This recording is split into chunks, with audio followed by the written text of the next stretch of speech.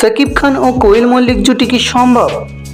বাস্তবতা ও সম্ভাবনা বিশ্লেষণে বলছে সম্ভাবনা আছে, তবে বাস্তবে হয়নি এখনো।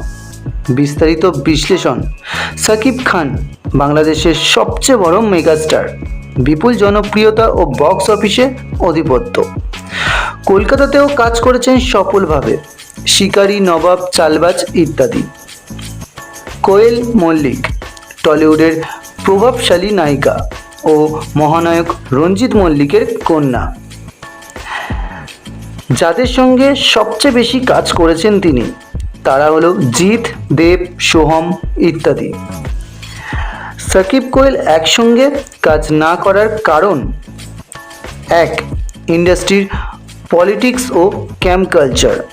কলকাতার অনেক অভিনেতা অভিনেত্রীর কাজ নির্দিষ্ট প্রযোজনা সংস্থার মধ্যেই সীমিত। দুই, সাধারণত কোয়েল বেছে বেছে কাজ করেন। তার কেরিয়ারে তিনি সিলেক্টিভ নায়কদের সাথেই কাজ করেছেন,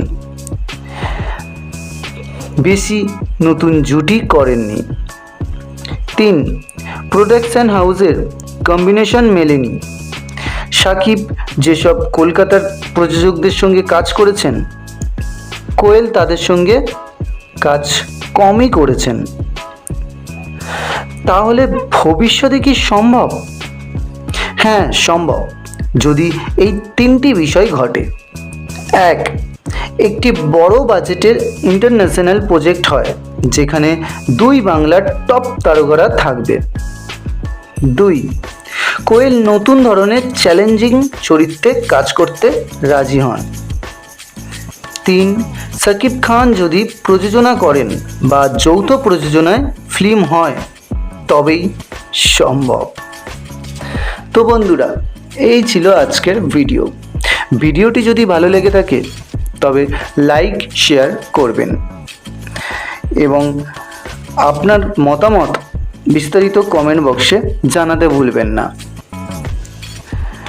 প্রতিদিন নতুন নতুন ভিডিও পেতে অবশ্যই চ্যানেলটিকে সাবস্ক্রাইব করবেন। ধন্যবাদ।